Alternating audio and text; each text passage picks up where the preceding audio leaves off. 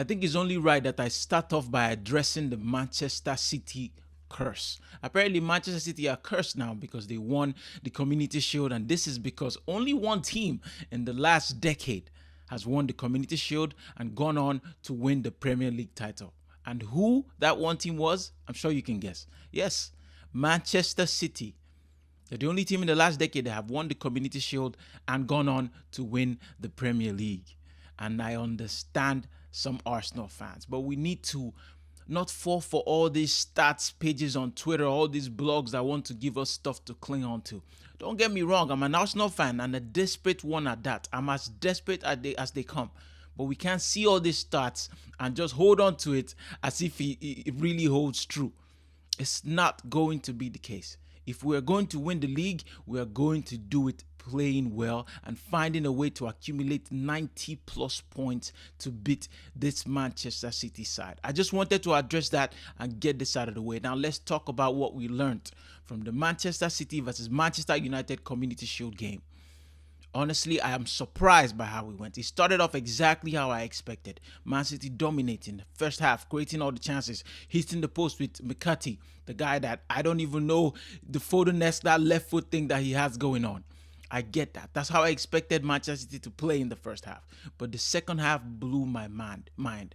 The way Manchester United came back, the amount of chances they had. You think about the Rashford one.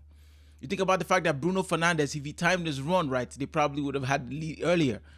Then Garnacho finding a way to beat his man, drive in and finishing very well from the right with his left foot. I am impressed by how Manchester United played in the second half. But then, as always, in true fashion, Bernardo Silva, the man, the myth, the legend, the man who, when he's wearing that sky blue shirt, is something different. He found a way at the back post, winning the header. I understand Pelistri is not the defender. I get it.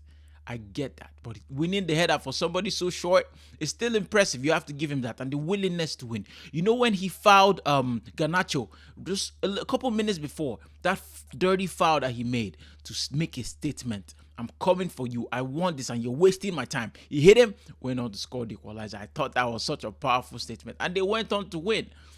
And I'm hurting for my boy Sancho for missing that penalty. But that game taught us something. I know Foden wasn't there. I understand that teams are not in full strength. But the way Manchester United played, considering that they're about to sign two defenders in Mazraoui and De Ligt now, they're coming into this squad to strengthen that back line that is probably their weakest point. And the attack, if they can get Rashford firing, I think he's just low on confidence. Let me know in the comments what you think about that. Am I crazy? Because Rashford that we knew from when? 2-3 years ago now, would have banged those balls in the back of the net. But for some reason, something's wrong with him. And I know it's a terrible way to start the league for any striker by missing two easy chances. But he can find it. He can find his feet again. I want him to succeed. I don't hate Rashford. I think he does a lot for the community. But if you're a Manchester United fan, let me know in the comments what you feel about him. I've seen some berating him. I've seen some actually praising and just hanging on and just supporting him because he needs you guys' support. They are strengthening their weak point. And I've written them off this season. I have. I don't think they will come anywhere near the title. But this game surprised me, honestly. And with these defenders coming in, and if they can get Rashford firing again and Sancho doing his thing and Ahmad or Anthony firing, the game changes. I know Højlund is injured, but he might come back and come in strong. So I probably will make a video bringing my top four and just rethinking this thing because honestly, they impressed me in the second half. And the next season might be more difficult than I expect it to be honest. Now, the case of Manchester City with Julian Alvarez going to Atletico Madrid, that was a shocking transfer for me, but I think he just wants to play.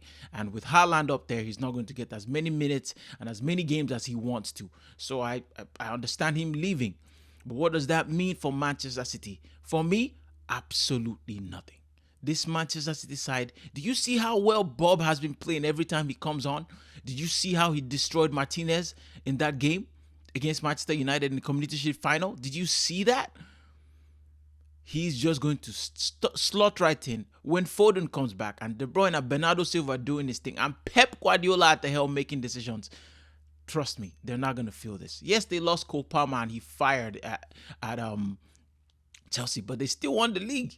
You know, the thing about them is that Julian Alvarez might actually perform well, just like Palmer did when he left, but they would not miss this guy because Pep always finds a way, and they have the pride and the passion in themselves. They demand so much for themselves. I don't expect anything less than this team to fire. Now, how do we beat them? How are my Gunners going to beat them? Yesterday, we destroyed Lyon. I thought it was a fairly easy game. Only one save by Raya.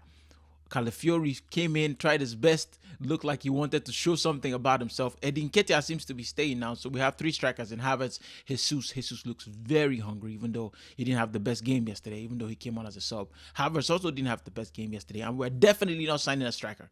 I don't expect us to sign a striker, especially since we can't even find a way to let Edin Nketiah go. Now, Marseille is buying City, and they were the only one who was really in for him. And honestly, what are we going to do right this season? It's just in the mentality. Odegaard and these boys seem fired up. And I hope that they will learn from the last 2 seasons where we almost got there, but we didn't cross the finish line before Manchester City. We just couldn't. Our defense still looks rock solid. Saliba and Gabriel getting our goals. There's a way that we can do this, but we have to do it with this crop of players. No new players coming in our attack, it seems. I would love somebody to back up Saka, back up Odegaard maybe, since Smith Rowe is gone, because I don't have full faith in Fabio Vieira. But this is all we are left with. And Manchester City, Savinho looked incredible yesterday. And I'm going to make a video and then I'll tell you my top 4 this season. But from the Manchester City versus Manchester United game, we learned that it is not going to be just Manchester City this season. Erik ten Hag, Van Nistelrooy there as his assistant, they seem to have found a way to make this team actually play well and create chances. Last season, they just banked on defending, and stealing a goal or two. But they actually played well in that second half. And that is what I picked up. It's not going to be an easy season. Let me know your thoughts in the comments about this video. Take care. God bless. If you're new, please consider subscribing. It'll truly, truly help me out. Take care. God bless. Peace.